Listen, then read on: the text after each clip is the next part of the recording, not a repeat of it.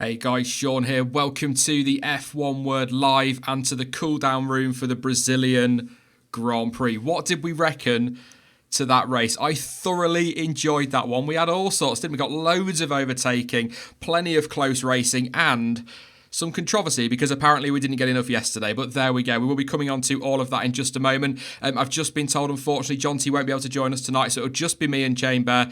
So apologies if this gets a little bit ranty because I think we're both probably going to be on one a little bit tonight. But let's kick this off before we bring Stuart in by having a look at the full race result then.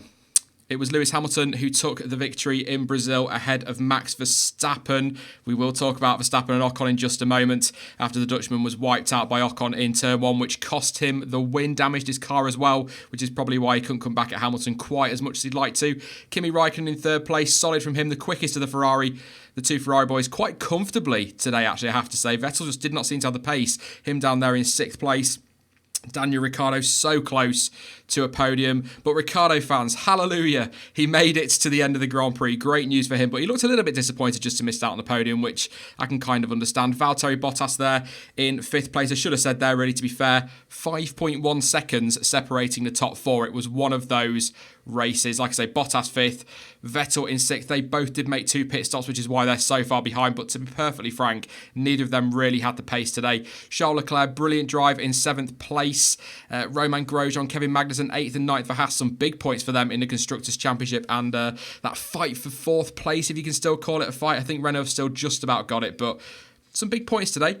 Sergio Perez grabbed the last point for Force India. Brendan Hartley in 11th place there for Toro Rosso.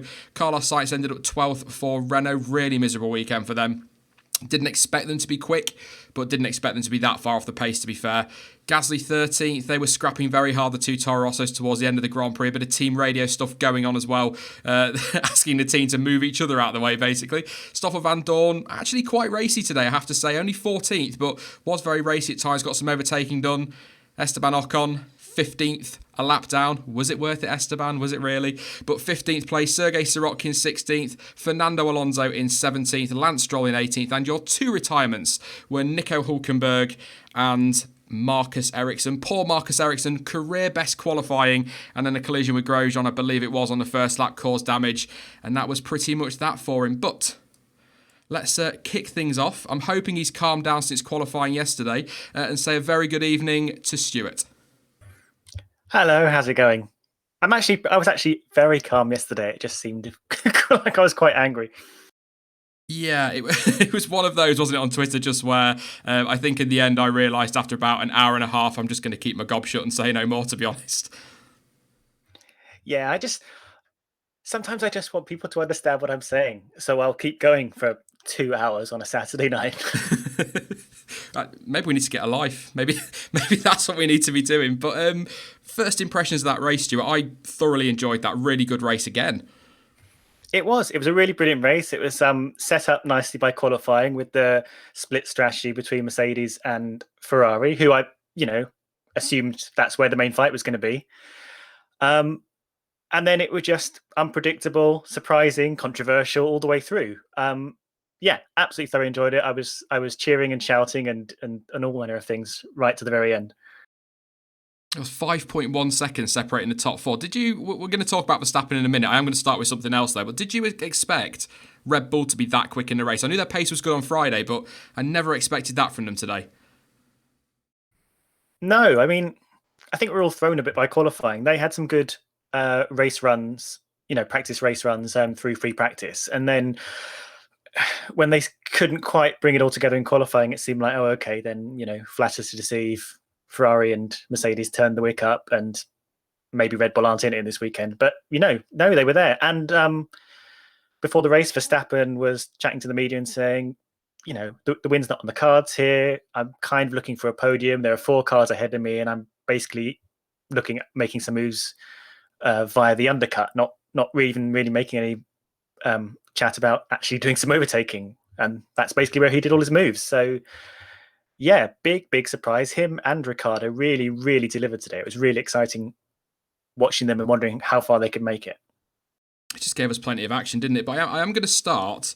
I know there's a big controversial moment everyone wants to discuss, and before we go to Q&A as well, Stuart, I think people want your views on yesterday, so I might try and poke you a little bit for that one. But we are going to start because in all of this controversy that we've had, there was actually a championship one today.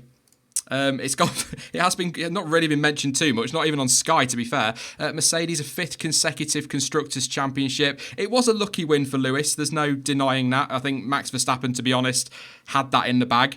A little bit of luck there for Lewis Hamilton, but you don't win championships without luck going your way at some point in the season. Some may argue he's had quite a bit this year, but he's been there when the luck's fallen his way, so you can't really criticise him for that. But I said in the live stream, the watch-along, Stuart, thoroughly deserved for Mercedes. They've been fantastic this last 5 years, and as a team, as a full unit, they are very much unstoppable and completely deserving of that title. Yeah, 100%. I mean, we all pretty much knew this was coming eventually. I think some people were thinking, oh, it might not happen today because Mercedes are on a bit wobbly form. Ferrari looks strong, so maybe Mercedes won't get those 11 points over Ferrari they need. But yeah, I mean, if it wasn't going to happen today, it was going to happen in 2 weeks' time. They really put their season together very, very well. And 5 in a row only happened once before with Ferrari. So yeah, I mean, this is going to be something we'll be talking about for decades. This is definitely an era that we will remember. Yeah, I mean, we still talk about the Ferrari era, don't we? 6 back-to-back. So this will be right up there. Can they match that next year? It's gonna take some beating them. Like I say, they just seem to have the whole unit, don't they, Mercedes? They do, but you can feel something in the wind. You can feel change coming. Red Bull seem very confident in their chat, at least. They're bigging up the Honda engine, which I wouldn't do if I was feeling nervous about it. They're bigging up their chassis and their chances next year. Ferrari, not talking the big talk, but you kind of sense they've got something to give, and this year hurt them hard. I think they really thought they were going to make a better go of it this year. So next year, a few rule changes. You know, this might be the last year of Mercedes super domination, maybe, but I'm sure we thought this time last year. I think, yeah, probably did. But I'll tell you what this reminds me of, talking about consecutive titles. This sort of end to the season, kind of picking up on what you're saying there and the feeling that's something in the air. It reminds me of 2004, the end of 2004. Ferrari people were talking, Sky have just done it with Mercedes, they're going to take some beating. I've just said it. They're still going to be able to deliver a car next year that competes for the title. Everybody said that about Ferrari at the end of 2004, and they rocked up in 2005, and they were third best at best in the end. So it's not a guarantee. We've seen with rules resets and sometimes not rules resets that this can flip on its head. But what I will also throw in there, forgetting the rules reset completely, is that they've been fighting for the title hard this season. And all right, after the summer break, Ferrari, you could say, have kind of gone away a little bit, and Mercedes have got that momentum and they've been comfortable for quite a while, but they have had to fight right up until the end of the season. So that's maybe taken some development time away from next year's car, whereas with Red Bull, it hasn't. Yeah, that's very true. And it's one of the few, what you call negative feedback loops in the sport. There are a lot of positive feedback loops in the sport, which I guess means the better you do, the better you'll get. As in, for example, one positive feedback loop is if you win the championship, you get more money, and that more money allows you to develop the car better, hire more staff, spend more time in the wind tunnel, so you get better and better and better and sort of become an unstoppable juggernaut. So a negative feedback loop would be you're doing well in the championship, you're fighting all the way till the end, you can't switch your focus to next year's car, so you're having to spend fewer resources on your 2019 car. So maybe next year you aren't able to deliver quite as strongly at the beginning as you did this year. Although Mercedes actually weren't very strong at the beginning of the year, comparatively. So yes, there is that hope. Having said that, you mentioned 2004 when Ferrari absolutely just mopped the floor with everyone by about halfway through the season. Yeah. And rocked up the next year, nowhere to be seen. So it's a funny sport. You never really know what's going to happen. I'm hoping for a close year next year. I really am. I hope Red Bull can get in there. I think I kind of wish, I said it to Dan in one of the midweek streams, I just wish they'd maybe err on the side of caution a little bit rather than coming out like McLaren did and going guns blazing. But sort of back to Mercedes, I think they're a hell of a team. They deserve a lot of credit for this last 5 years. I know there's a lot of people saying it ruins the sport, but dominance is a part of Formula One. Ferrari have dominated, Red Bull have dominated, McLaren have dominated, Williams have dominated. There's always these eras. But what you have to look forward to is then the 5 years where there isn't one team dominant and we get lots of fighting. But Mercedes absolutely deserve all the credit they get for this. Yes, a lucky win today from Lewis Hamilton. Esteban Ocon helped him out big time, which we're going to move on to now because I think I've calmed down. I want to apologise, actually. I didn't do it in the stream. Apologies for the bad language when it happened on the race watch long. I think I dropped a few F-bombs. Maybe you disagree, Stuart, but for me, if that's a fight for 5th and 6th, or even a fight for the lead between Verstappen and Ocon, Verstappen's got to take, a big chunk of that for not leaving space. But Ocon's a lap down. He's got to be getting out of the way. Yeah, I mean, I'm not going to say 100%, but a massive chunk of this is in Ocon's camp. Yes, he had the right to unlap himself. He was on a softer tyres, newer tyres, and it would have benefited his strategy to get past Verstappen, as Verstappen was sort of on a different part of his strategy where he was cooling everything down, minding the tyres, just pacing himself. That's perfectly acceptable. But going wheel to wheel with someone when you're a lap down, I say the rules in inverted commas because it's a sort of what you kind of gentle meaning rules of conduct, but it's not the same as when you're going wheel to wheel with someone for position. And while he had the right to overtake, you can't just go all guns blazing with the race leader when you're in P16 or whatever he was. It's not. It's just not the same, and you're ruining someone's race. Having said that, on a sort of different tact, I am kind of in the camp now where I think blue flags probably should be got rid of. But while they're in place and while they're enforced, I don't think lapped cars should interfere with the race lead. Having said that, I do understand what Lewis Hamilton was saying, where he said, and you're probably moving on to this, but Ocon had nothing to lose, you had everything to lose. Maybe don't fight so hard. Yeah, I think Martin Brundle, I'm trying to think of the line now. He said something like, it's not always about who hits you, it's about who you let hit you. Max Verstappen absolutely 100% could have left more space, but he shouldn't really have to as the race leader. This is where I fall on it. And looking at that picture there, he hasn't left any space, but he's the race leader. Ocon's 15th, and I kind of agree on the blue flags. I don't like them. I'd much rather see them racing. I still think even without blue flags, drivers would switch on some common sense and still get out of the way of the leaders. I don't like blue flags when you've got 3 cars fighting for 8th place and the leaders are coming up to lap and they're fighting. I don't like the fact they have to jump out of the way and it costs them maybe a chance of 8th place. But Ocon, 16th at the time. Yes, he was quicker on the tyres. Yes, he needed to make his strategy work.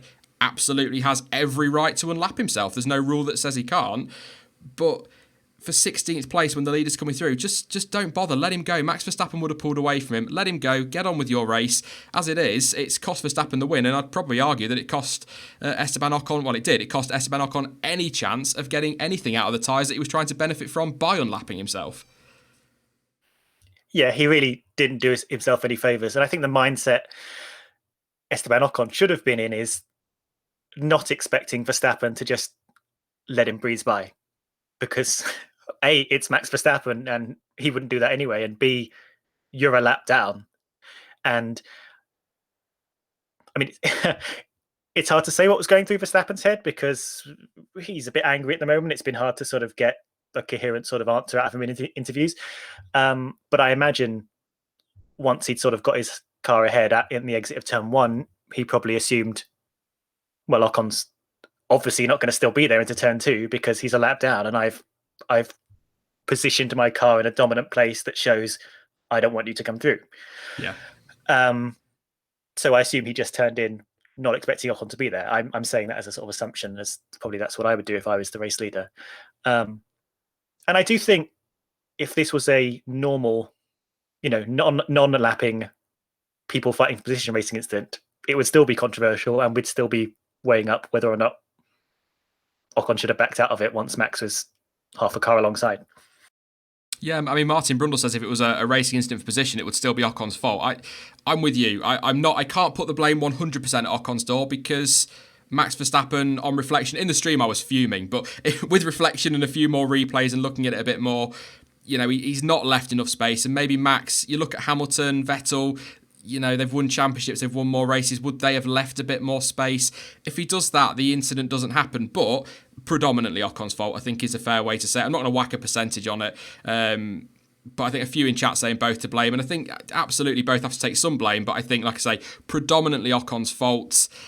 I've got to ask this question, and I don't want to ask it because it is it's not the most ridiculous. I've had more ridiculous this weekend. But one of the most ridiculous things I've seen coming from Helmut Marko, I've only seen the quote. I've not heard him say it. It may be a joke, but he did come out and say that he thinks that it was deliberate from Esteban Ocon because he's been promised a Mercedes seat in 2020.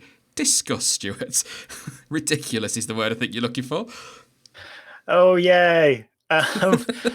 Well, firstly, I do hope it's a joke. I haven't seen this quote. You do sometimes get this team bosses saying these kind of things as jokes about drivers who are contracted to certain teams. And joke or not, you shouldn't say these things out loud to the media. You know what happens next.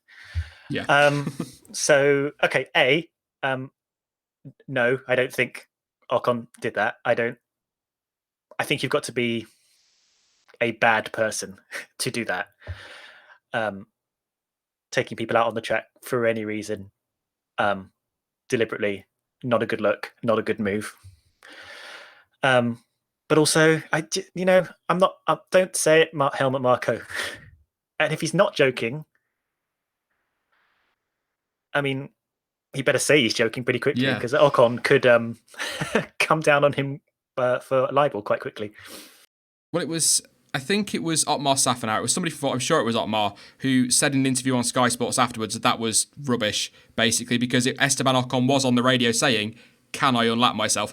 If in this crazy fantasy world that some people seem to live in, if that was genuinely that Ocon had been told he's to take people out to let Hamilton or Bottas win races, he's not going to be on the radio going, is it okay for me to unlap myself, is he? He's just going to do it. It's absolute rubbish. And it just seems that every single time, and we had it yesterday, we will come on to that later, but it seems like every single time something doesn't go somebody's favourite driver's way, there is some massive conspiracy behind it. Yeah, there's too much conspiracy theorizing in F1 at the sort of in the fandom at the moment. And it's kind of, I think people need to chill out just a little bit. With the Ocon thing, it's completely implausible for this situation because obviously they're not going to say take him out over the radio because we can all hear that. So Ocon would have had to go into the race knowing, if there's a chance to help a Mercedes driver out, I'm going to take him out because they've asked me to, wink, wink, and then known the whole picture of the race from 16th place and known that punting Max at that exact moment would have helped Hamilton out. Whereas I think when you're in 16th place and on some other competition, actually, I just don't think you're thinking about that. I think that's a bit too, I think it's very far-fetched. And again, I don't think in his character.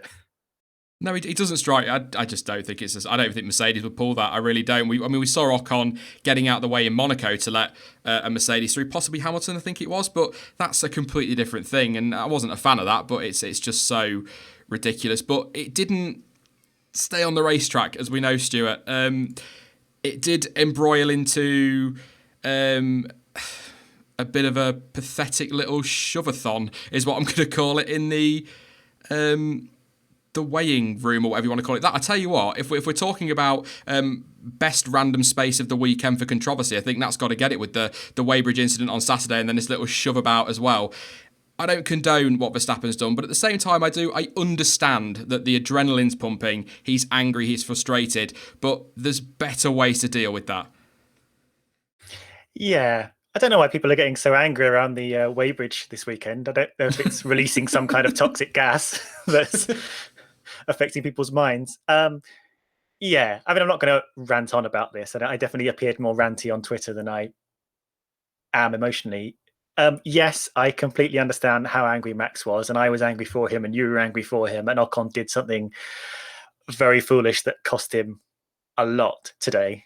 And And again, your adrenaline keeps pumping through the whole rest of the race. You don't really get time to. And it happened almost 30 laps before the end of the race, but you don't really get time to calm down because your heart's beating at like 4,000 beats per minute, and your adrenaline's pumping the whole race because you're motorsporting.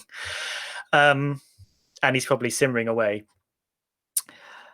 But there is there's a but. Well, I think the key thing here is there is a difference between being angry, which I completely sympathize with, and then what you do with that anger. And he's a young man, but he's still an adult, and there are ways of dealing with that anger that are not charging up to confront the person you're angry at and shoving them around. And yes, it was just shoving, but I think there should be a hard line with how you physically approach people when you're angry at them.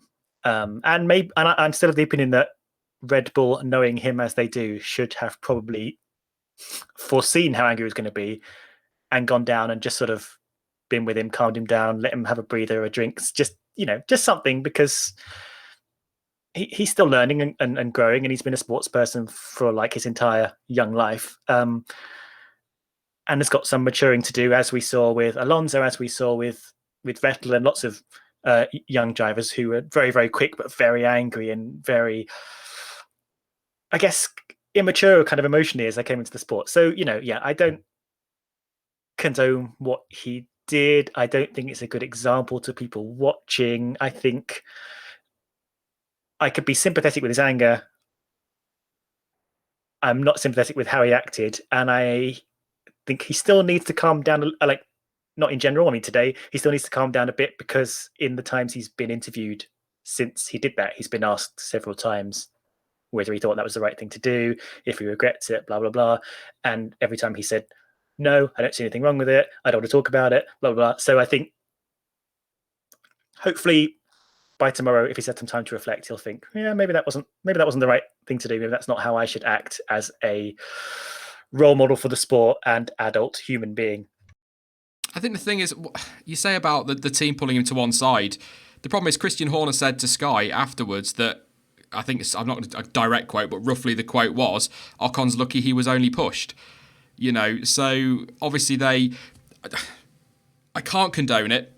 It's not the worst we've seen in Formula One by a mile. It's all this adrenaline, but I wouldn't react like that.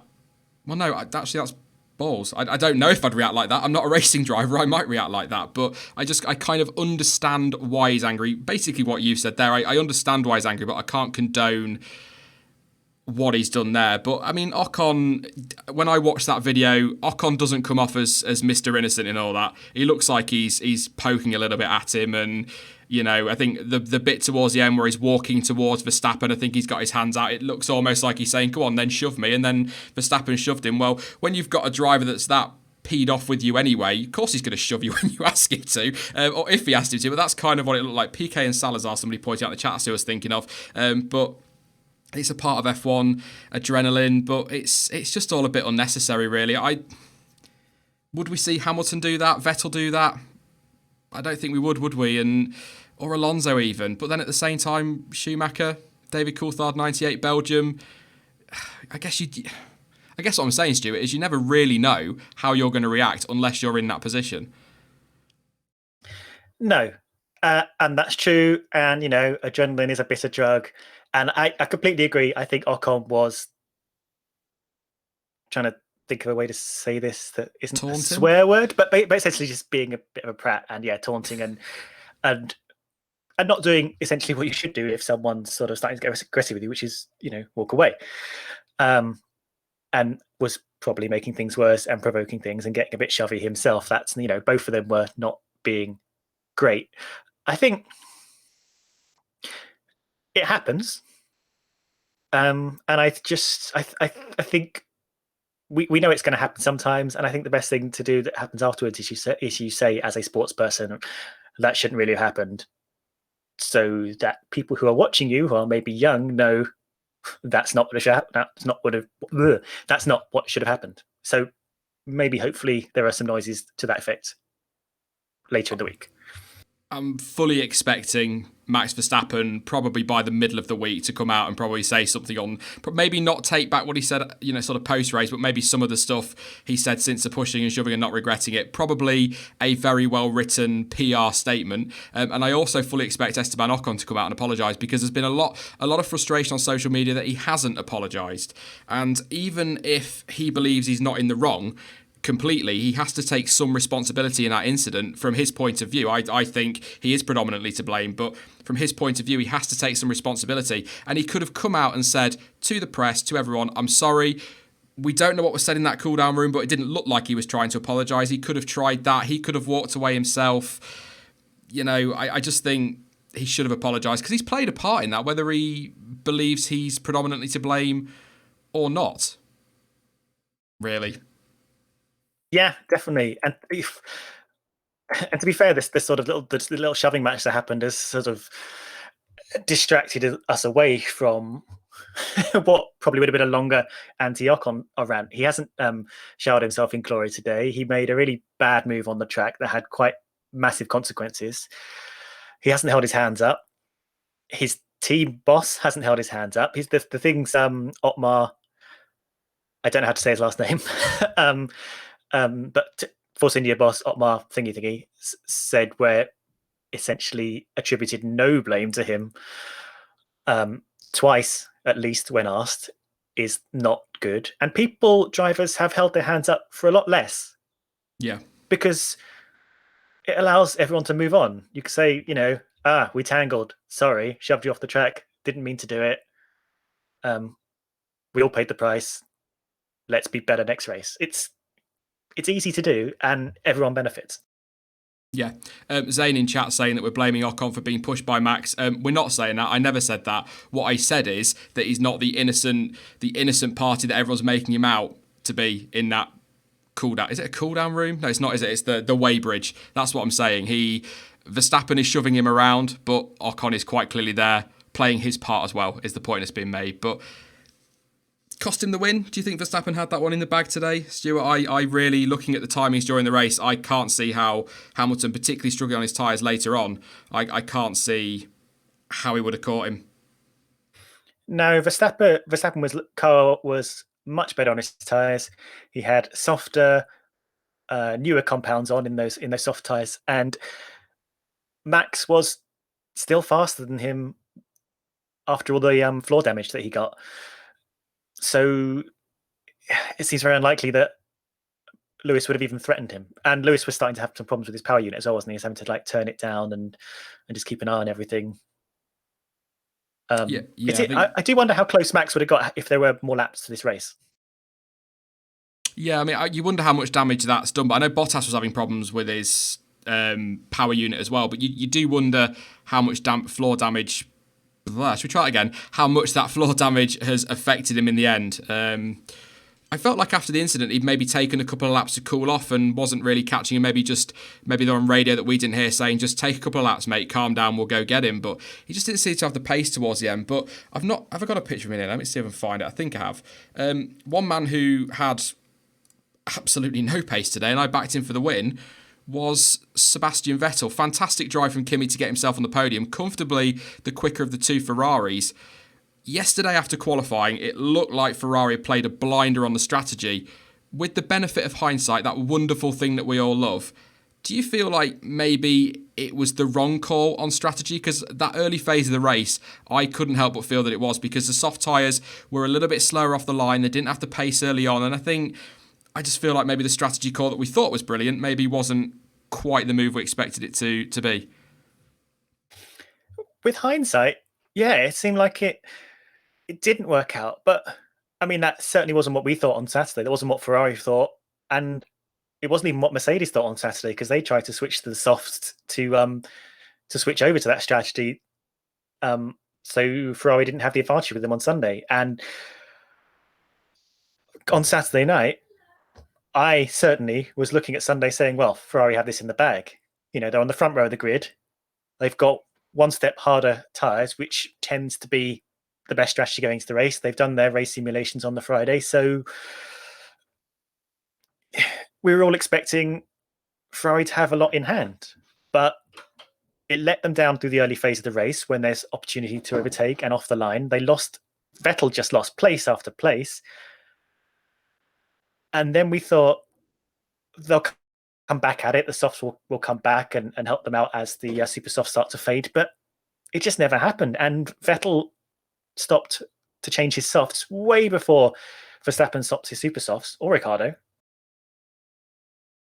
Yeah. I'm just sorry. Someone just caught my own chat. It's ST said that he thinks the strategy would have worked if Bottas wasn't the big blockade. That's a very good point. I didn't even think then when I was reading, sort of talking about strategy there.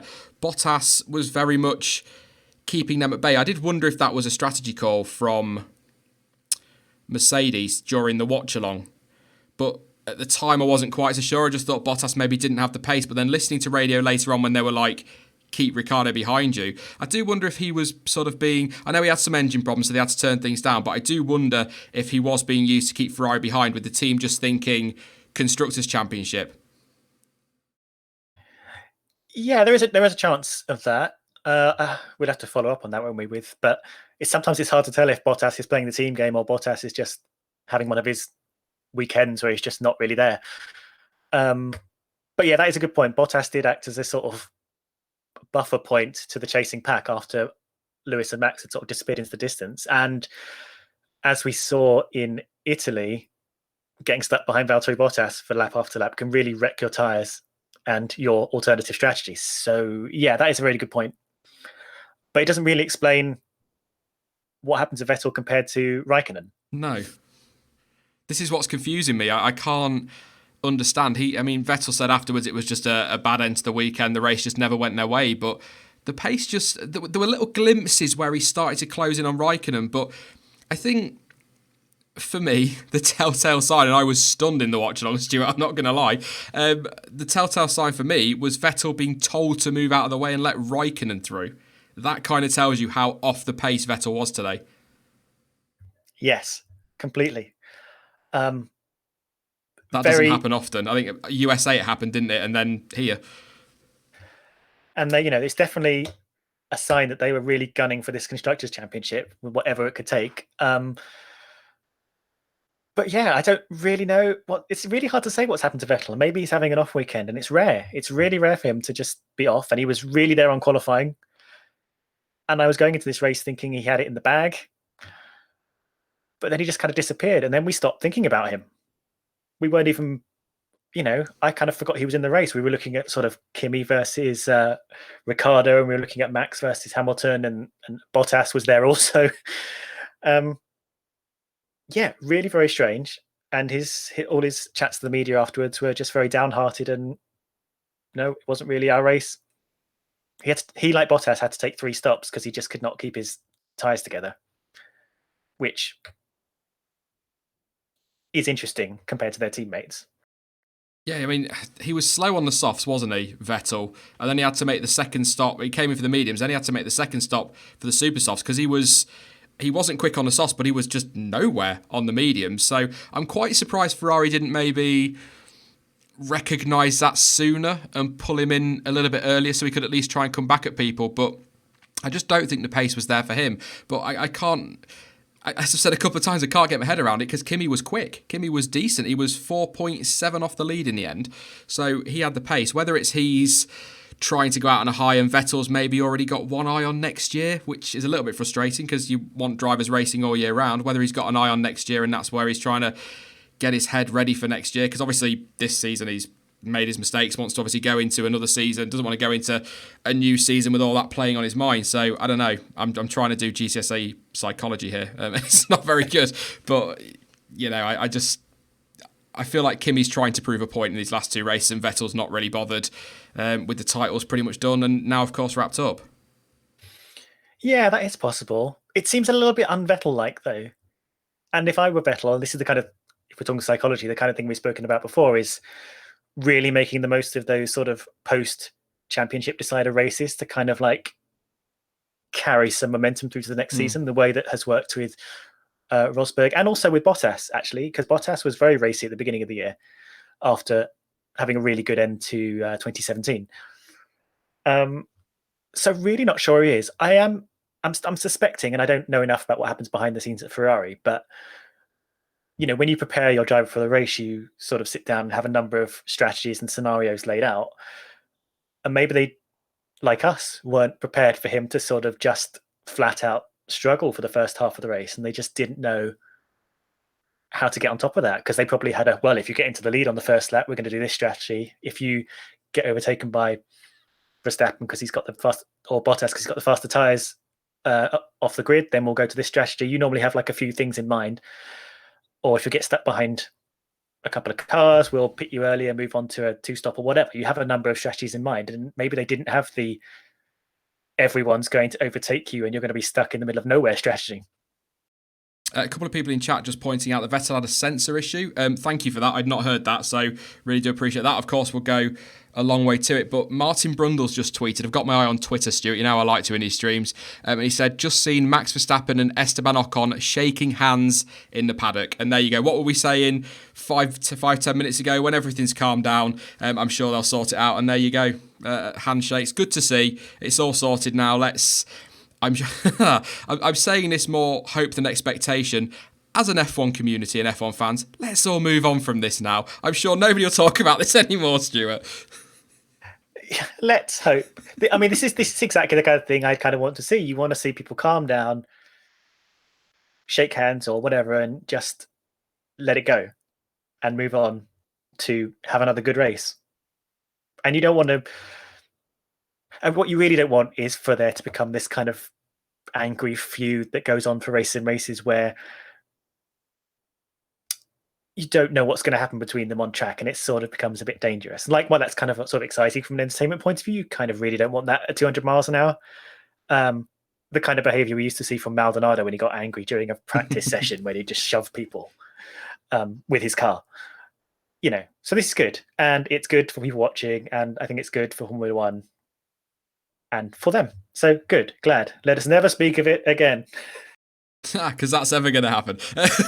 No, we can hope. You never know. But I will say they were bitter rivals in junior formula. They really did not get on well. So maybe some of that coming to this. It's a long time ago. You'd have to really be holding a grudge to go that far back. Although they're still both quite young. So maybe, I don't know, 2 years ago seems like forever ago for me. But anyway, let's not get into my personal issues. Let's roll on. Before we move on to driver of the day and things like that, I've got to mention Charles Leclerc. Fantastic drive again today.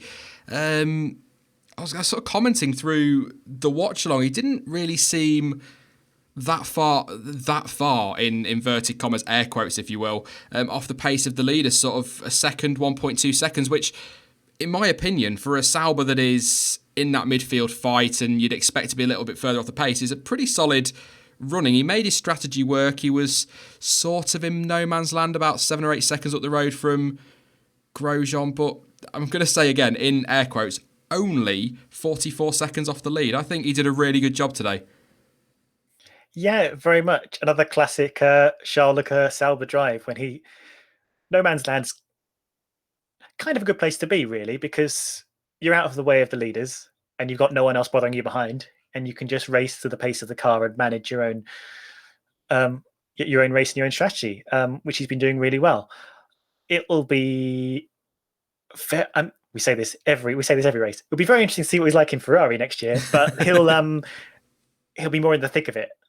He won't be sort of like, because he's such a strong driver compared to the rest of the midfield, and he's sort of elevating that Sauber. He does kind of place himself in a position where he's sort of floating around unbothered. He has had overtakes and he has had to get in scraps and stuff, but for the most part, he's sort of his own entity, and we get to look at him and be like, Leclerc, there's no one like Leclerc.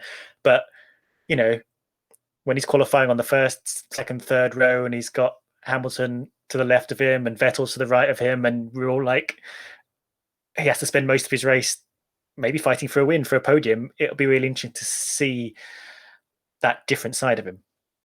Struggling. I was trying so hard not to sing "Stuck in the Middle" with you. Then that was not so easy. But a shame for Marcus Ericsson, his teammate, though. That contact, that big contact, really, with Grosjean. Was it Grosjean? It was one of the Haas boys on the first lap. Did the damage. Really saw him in a spin and cost him any chance of points. He'd been really good all weekend. He was in line for my driver of the weekend. That's such a cheesy thing to do, but he really was. Personal best. Well, yeah, personal best. Career best qualifying of 7th, and then started 6th as well. Just a real shame, because I think he could have, if that's the pace Leclerc had and Ericsson had been with him all weekend, that could have easily been 7th and 8th in some order for Sauber. Yeah, I totally agree. It's a shame, really, and he has had quite a few strong weekends, and we sort of forget about it because we're all enamored with Leclerc, and rightly so. But I think there are a few drivers on the grid this weekend, some of which we've already spoken about, where they had a lot of promise on the Saturday, and it really looked like they could have had a nice, strong weekend. And yeah, I was really hoping Ericsson would help Sauber get some points, and it just kind of all fell away. And he really struggled for the whole race. He was not having a happy time at all. No, I felt for him. He'd been really good. I was hoping he'd go out on a high as well. Maybe could go for those consecutive points finishes. But I think next year looks good for him in IndyCar. So I think hopefully we'll see some wins. But I've got to give a shout out quickly before we move on as well to Haas. I want to say big points in the fight for 4th in the Constructors, but I think you probably agree with me here. I think Renault, even with these points from Haas, have got that sewn up. I can't see there being a chaotic enough race in Abu Dhabi to give Haas the points they need. I'm just going to double check what that tally is whilst you give your opinion on that, Stuart, because it might be less than I think it is, but it seemed... What's that? 8th is 4 points. That's a 6-point swing. I just don't think that's going to be enough. Yeah, they're still 24 points behind, which is a lot for a midfield team, which is good for me because yesterday I said I'd get the Haas hair tattooed onto me if they beat Renault. So, phew. No, valiant effort this year. They should be very proud of themselves. Lost a lot of points at the beginning of the season, unfortunately. Or they could well have got that 4th place in the championship. And it'll be interesting to see if they can take this momentum going forward, because they're going to have a lot of fight from both Renault and Force India, and who knows who next year. I mean, I hate to dredge up the early stages of the season because I'm sure we will do that in the season review after Abu Dhabi. But if you think back to races like Australia, Haas could have had that 4th place wrapped up. Somebody actually, Crazy Venom, just saying Australia was 22 points lost. You think about Grosjean's crash in Baku from the points, the accident in the first lap or on the first lap in Spain. I'm sure there are others as well. They could have had that 4th place. I think they'll be absolutely delighted with 5th, as I think we all should be for them, because I didn't think they'd be in that fight. So they should be thrilled with that. But I reckon Gene Haas and Gunther Steiner will probably sit down after the season and go, we could have had that. Yeah, and I think they're going to have had this conversation already, and they've got to have got to the point where they're like, we're going to have to forget that. It's gone. We learned a lesson. Let's start the season strong next year. But yeah, having lost that through kind of very silly things, like one position in the championship is actually quite a lot of money. They will be ruining that.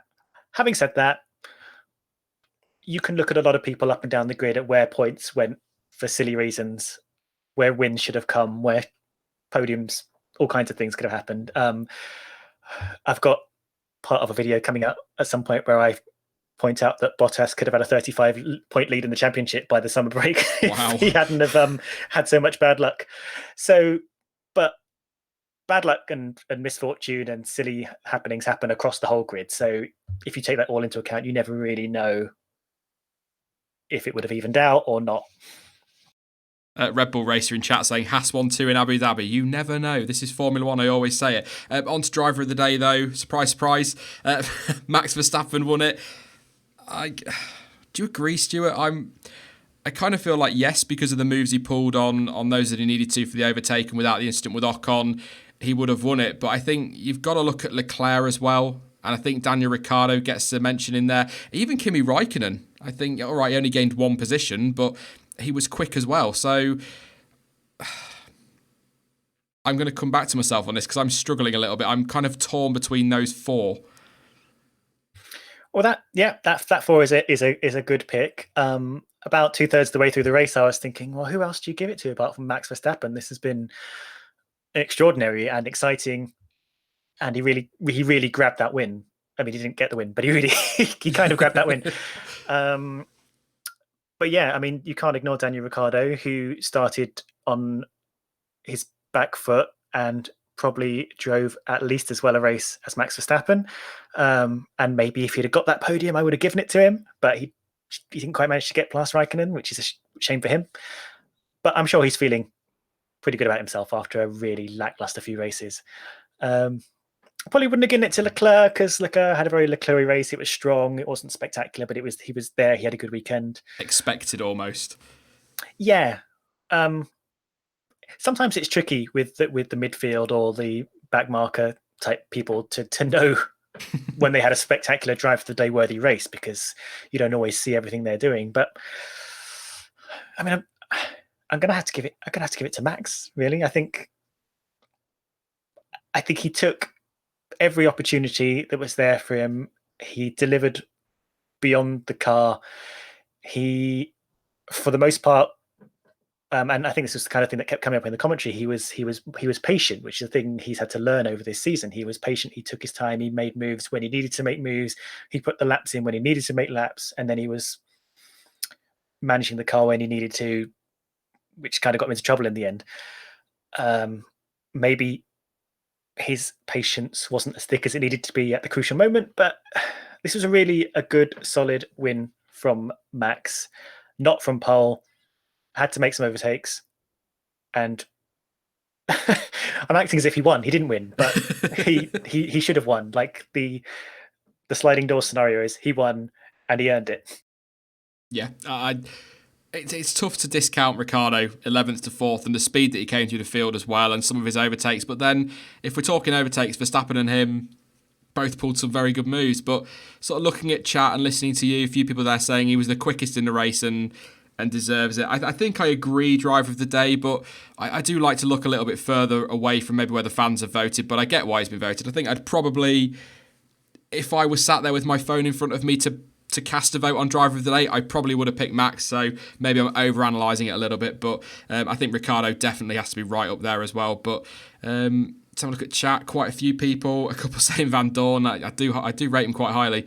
So Stoffel, Ricciardo, Van Dorn was good today, actually. Well, I'm sort of laughing it off, but he was pretty decent today. He beat Alonso. He was quite racy, sort of 2/3 of the way through the race, and got nice and punchy as well. Yeah, and we got to see him on the TV a couple of times as well, which always helps.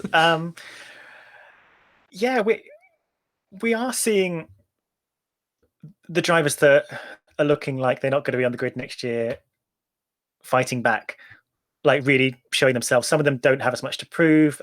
Ericsson's off to IndyCar, if that's right.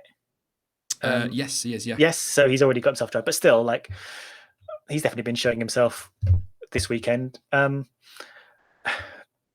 Van Dorn's off to Formula E, but yeah, I mean, it's perhaps, as with when you win the championship, when you realise you've lost your job and the pressure's off, you can just relax and you can race to the best of your ability because you're not sort of stressed by what every lap means, what every result means. You're not sort of tensed up by the very nature of fighting for your seat. And we're sort of seeing that from a lot of people. Less so from Brendan Hartley, but from a lot of people. Yeah, that's a good point, actually. Yeah, pressure's off, like you say, and nothing to lose, I guess. Just kind of make your point. But I think he was pretty decent. But I'm going to go over to Twitter now. And I'm sure people start putting them in the chat. And it's just, you haven't got much thinking time because it's just us two, Stuart, this week. I'm going to go and have a look for some 3-word race reports. Oh, yes. 112. No. Might be a while yet. I'm going to go right to the bottom and go with some of the first few that came through and sort of scroll up and pick a few out that aren't repeating what's been said. So make sure you start popping yours in the chat. I'll give you a bit of time, Stuart. It's taking me forever to scroll to the bottom. Another gifted win, says Tim. Almost rhymed. Tim for hats on, says Sean. Great name, but you've spelled it wrong. Ocon, this is James. Do you want a seat? That's not 3 words, but I think there's a few here. Ocon the idiot, says Stefan. I'm not reading that. There's a few I'm not going to read regarding Ocon. Mercedes driver conspiracy, says Christopher. Max is furious, says Aaron. He was more than furious. Jess, quite simply, what a race, completely. Sean spelt his name correctly, says Hamilton is God. Backmarkers ruin races, says Ben Chapman. Black flag Ocon, says Joel. I think black flag's a bit harsh. If Vettel didn't get a black flag for what happened in Baku last year, I don't think Ocon's going to be getting that a black flag for that. Mercedes World Champions, very good, says Schriff. I've probably said that name. If I butcher your name, I do apologise. Good riddance Ocon, says Artie. I think that's a little harsh, but each to their own. Sorry for Max. I think you see where these are all going.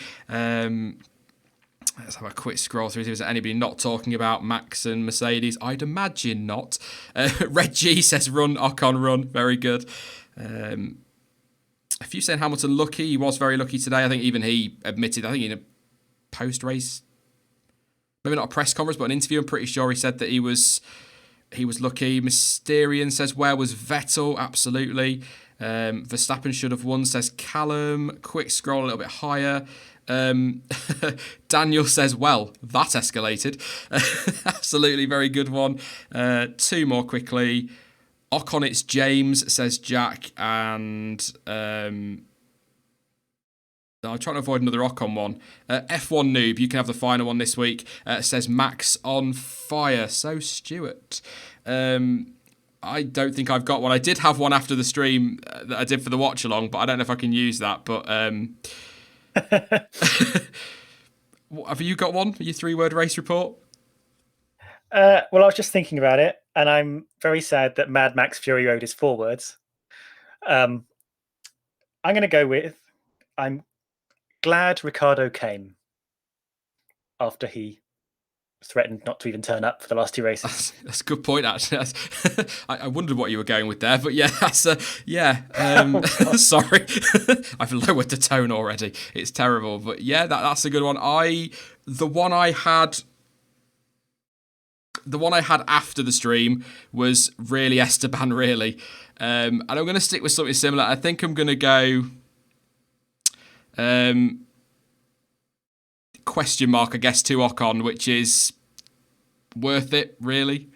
It's kind of how I feel about that one. I understand, as we've already we're not going to talk about it again, but Verstappen could have left space. Should Ocon have been there? I get that argument. I think Ocon's predominantly to blame.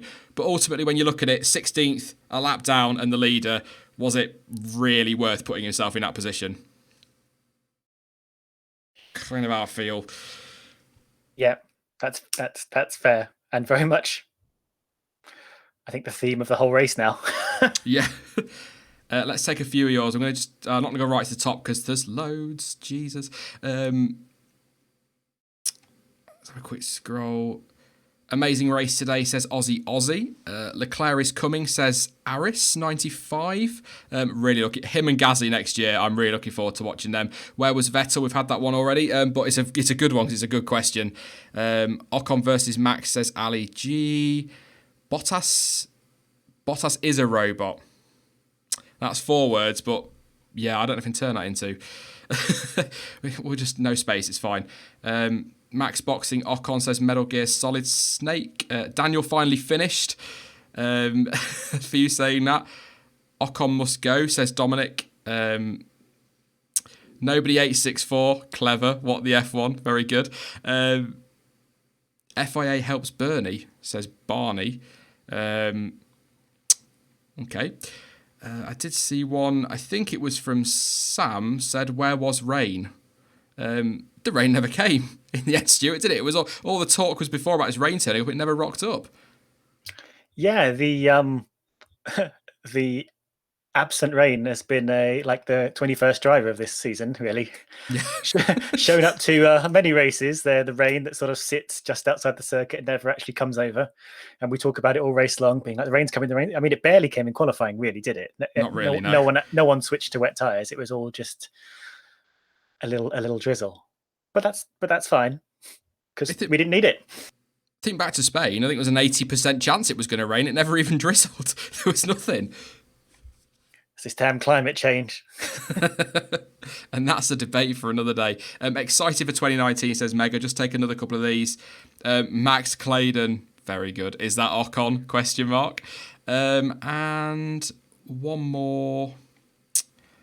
Trying to avoid...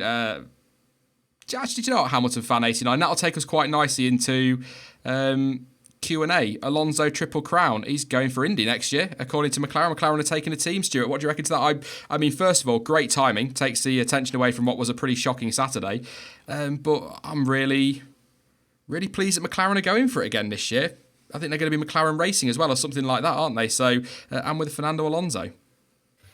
Yeah, I'm genuinely very excited to see this, and they definitely seem like they're in the right place to spread their resources over two different sports.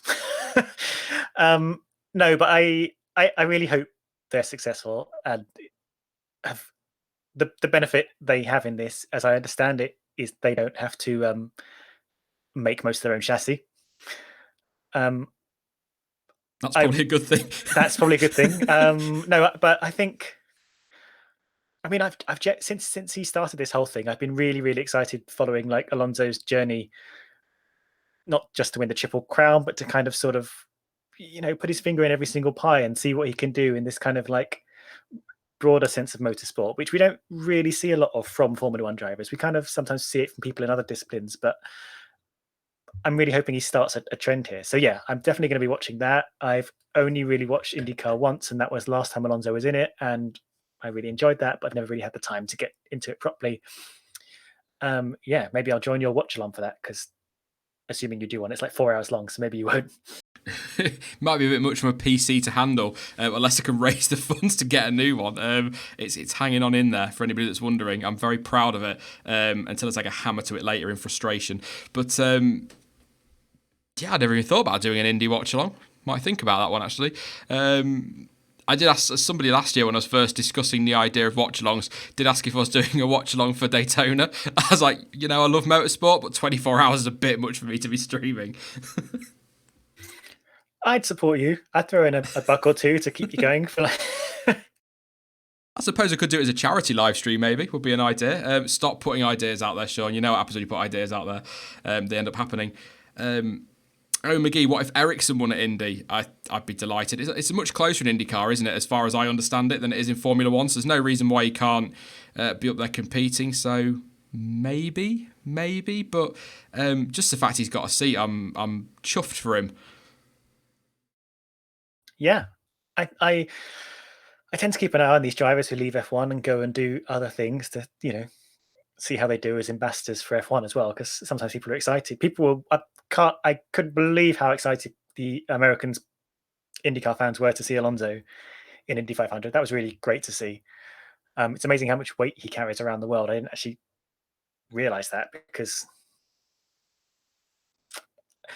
I mean, I feel probably quite wrong, but I tend to feel like people don't care that much about Formula One especially in the States. So it's nice to know it's making some impact. So yeah. Yes, that didn't really answer your question, but yes, I'm very keen to see Ericsson do well as well. Maybe there'll be this race for the Triple Crown now. A couple of people just mentioning in chat as well. Jenson Button, massive congratulations to him for winning the GT. The Super GT Championship, so that's awesome. Love Jenson Button, so great to see him winning that. I did just see a question from Abo31, probably butchered your name as well, says, can Sauber take 7th in the Constructors? Only 6 points in it. I think that's probably where the big fight is now. I think Toro Rosso were hoping to be able to take the fight to Sauber, but they just look like they've got a little bit too much. But then, again, Stuart, I suppose Abu Dhabi's a completely different track to Brazil, so maybe it'll flip the other way. But I think they've got a chance if Leclerc can pick up another 7th place, and if Ericsson doesn't have a Grosjean on his outside into turn 1 in Abu Dhabi, he might have a chance of points as well. So that could be the one to watch. Yeah, absolutely. We've sort of entered this unpredictable state again, because where are Force India? What happened to them? They came back from the dead. They grabbed a whole load of points, and we thought, wow, this is amazing. Like, Force India are back, and back in a big way. Last couple of races, not so much. And I know we've been to Mexico and Brazil, which are kind of weird because they're at high altitude, and it kind of shifts like the strength of the car to, or cars who have stronger like mechanical grip and better chassis tend to do better. So it kind of shifts it away from cars with powerful engines and decent aero. Whereas at Abu Dhabi, not so much. So maybe we'll see a renaissance of Force India, and Sauber will have to really take it to them on equal terms. But I mean, if I were Sauber, I'd definitely be throwing everything at it for sure. I it's far from impossible for them to take that seventh. It's gonna be one to watch. Definitely Abu Dhabi. Looking forward to that. Well, not so much Abu Dhabi, but the fight for Sauber to get in. But it's a great point on Force India there, and I take the altitude thing on board. But they were talking. There was, I can't remember, it might have been before Singapore, so just after Monza. Otmar Safanow was talking about we need X amount of points, or to average X amount of points per race to get McLaren. McLaren were their target, but it's not happened. Obviously, it didn't help in Singapore with what happened between the two drivers, so that's obviously taken massive points away there, and they were potentially both on for points in that race, so that's a big hit. And then you take the altitude into account, and then just didn't really come together from this weekend at all. So disappointing, and I think it's going to be a great story to see Sauber if they can get that seventh place. I mean, Sauber's resurgence is going to be a great story anyway for me, because I love that kind of underdog story. I'm sure you're the same. But the Force India one, as you said, they're sort of coming back from the dead. I think that would have been an awesome story if they then got McLaren. Nothing against McLaren, just a great story to see them end up pretty much where they were. Yeah, but we can't take anything away from what they've managed to achieve. No. I'm just glad they're on the grid. If they got saved and then had to peter around the rest of the season with minimal resources and not really picking up points, I'd still be happy and glad they were still there and ready to go for next year. But they've done a hell of a lot to get themselves back up to seventh from nothing after the summer. So that's great. And next year, I fully expect them to be there in that fight for fourth.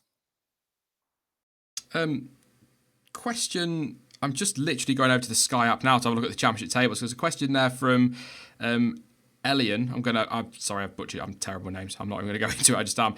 Can Max overtake Bottas in the championship? Yes, is the word. Bottas fourth, 237 points. Verstappen, who people were screaming to be dropped 7 races into the season, 234. That win today, Stuart, would have put him ahead of Bottas in the championship. Wow. Yes, that's... I've not seen that fight coming. Well, let's not show him that. No. I mean, that's very doable. Again, we're not sure if Red Bull will sort of dissolve back to default third team on the grid next race, but I mean, I'd be going for it.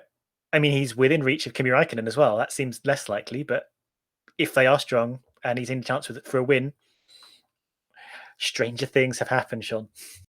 Yeah, he's at like 3 points to Bottas, 17 to Räikkönen. My maths is shocking, but I think that's about what it is. So I think he'd need Räikkönen probably to DNF, but Bottas, that's, potentially only a position. Oh, we have, it's not a big deal, but it is something on the line. Interestingly enough, though, a great point after the race by Martin Brundle. I don't always agree with him, but sometimes he's spot on. Kimi Räikkönen has jumped into third in the championship, but Martin Brundle saying that he feels that Räikkönen would rather finish fourth so he doesn't have to go to the end of season prize giving with the FIA. Yeah, that is classic. I think Kimi actually said that once. I think he actually said that out loud. Like he was glad he didn't finish third. You gotta love him. It's really strange the love we have for Kimi Räikkönen, despite his complete detachment from everything. It is. But I mean, to be honest, no one's taking that third away, are they? No. Need a big swing. Yeah, I don't know. I'm trying.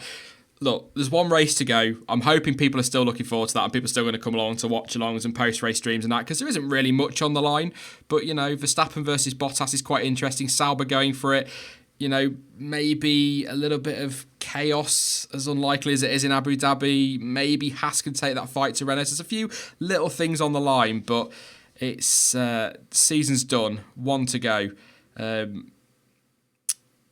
suppose I'm going to put a question to you and be the final question today on my own stream, which is shocking, absolutely shocking. But are you still looking forward to Abu Dhabi, even though everything's pretty much done? It's very similar to a question I was thinking of asking you, but I am, in the sense that I kind of look forward to every race. I always approach Abu Dhabi with a sense of trepidation because it's, the track's not that great and it hasn't tended to produce great races reliably. I know I always hope it does. I hope there's a little bit of something that produces a good race, but it's tended to be a damp squid on the end of the series. Squib. And I really hope they bring Brazil back, but they won't because Brazil's poor and Abu Dhabi's rich. But yeah, I am looking forward to it. I kind of like even if there's not a championship on the line, I like the atmosphere of a final race of the season. There's something nice about it, and everyone is sort of in good spirits, especially when there's not a championship on the line, really, because everyone's just out racing. They're going to enjoy themselves, and then we have a winter break. So yes, I'm looking forward to it. And also, I enjoyed the sort of extra side of Formula One, like the Twitter and the streams, and just sort of being involved in the community and the chats we can have about what's going on in Formula One. So I always look forward to a race weekend. Yeah, I mean, it'll still throw up talking about. I think I was talking to Aaron on Twitter about it the other day, and it's one of those. It's a stunning backdrop, especially as it goes tonight. It really does look fantastic, but it's not really